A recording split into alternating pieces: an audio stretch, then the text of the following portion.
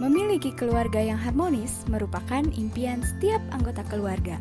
Keluarga yang harmonis adalah bila mana seluruh anggota keluarga merasa bahagia yang ditandai oleh berkurangnya ketegangan, kekecewaan, dan menerima seluruh keadaan dan keberadaan dirinya, yang meliputi aspek fisik, mental, dan sosial.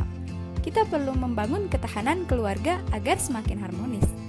Interaksi yang sehat, mandiri, dan saling peduli adalah kunci mewujudkan keluarga harmonis. Namun, membangun keluarga harmonis bukanlah suatu hal yang mudah. Banyak rintangan yang harus dihadapi dalam menjalani bahtera rumah tangga. Tidak sedikit keluarga yang mengalami permasalahan keluarga. Hal tersebut disebabkan oleh faktor ekonomi, kekerasan dalam rumah tangga, kurang komunikasi, rasa jenuh, pengasuhan anak, atau perbedaan prinsip.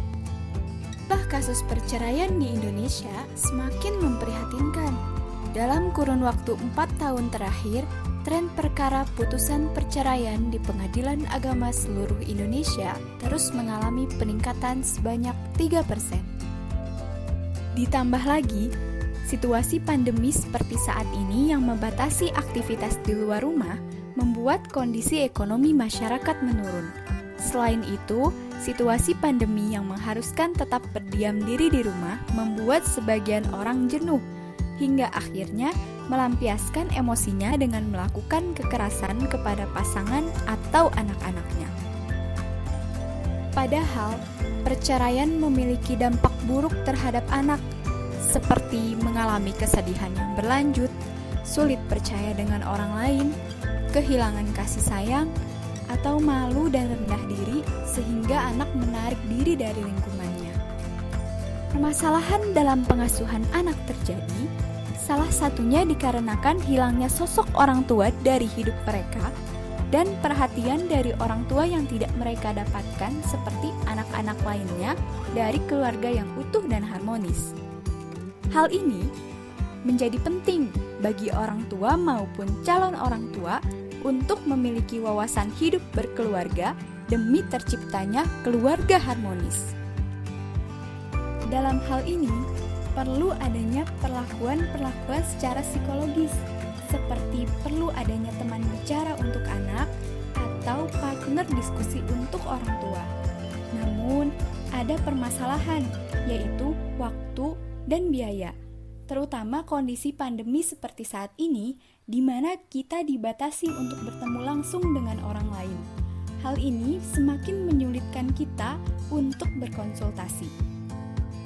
Dalam program kreativitas mahasiswa Karsa Cipta ini, kami merancang sebuah aplikasi berbasis mobile bernama Solukey, yang dapat menghubungkan pengguna dengan pakar atau ahli dan pemerhati permasalahan keluarga, yang selanjutnya akan disebut Soluker, yang dapat diakses kapan saja dan di mana saja. Tahapan pelaksanaan model prototyping. Siklus pertama adalah analisis meliputi studi literatur dan best practice. Siklus kedua desain, yaitu pembuatan blok diagram dan storyboard video. Siklus ketiga prototyping, yaitu pembuatan mock-up aplikasi. Berikutnya evaluasi.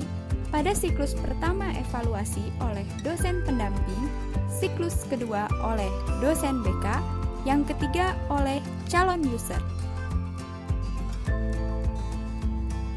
Mock-up aplikasi Solukey. Ini adalah halaman home. Fitur pertama yaitu konsultasi dengan chatbot. Kita bisa berbagi cerita dan mendapatkan rekomendasi konten. Selanjutnya, kita bisa bertanya langsung pada ahli yang mengisi konten untuk mendapatkan jawaban yang tepat seperti yang kita inginkan.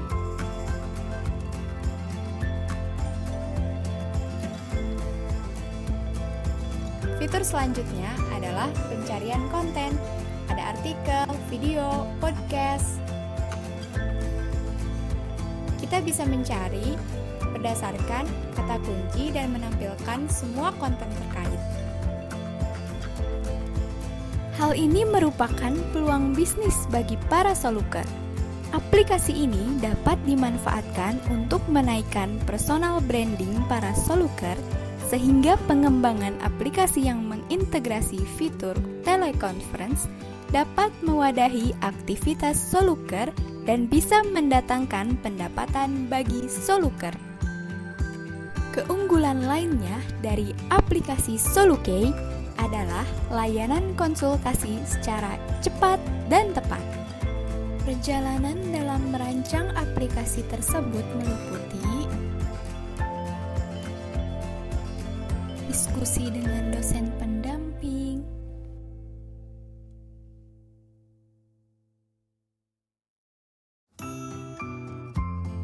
pembuatan storyboard, laporan kemajuan, wawancara dengan dosen bimbingan konseling, hingga pembuatan mock-up aplikasi. Karena kami menghasilkan sesuatu yang baru, maka untuk rencana berikutnya yang hendak kami capai yaitu menjadikan mock-up aplikasi Solukey sebagai hak kekayaan intelektual kami. Selain itu, kami juga akan membuat manual book aplikasi Solukey dan membuat artikel ilmiah. Besar harapan kami, rancangan konseptual yang berawal dari program kreativitas mahasiswa bidang Karsa Cipta ini dapat menjadi sebuah karya yang bermanfaat. Terlebih jika suatu saat bisa direalisasikan menjadi produk konkret yang digunakan oleh masyarakat. Terima kasih sudah menonton. Mari kita bangun semangat untuk selalu berkarya manfaat.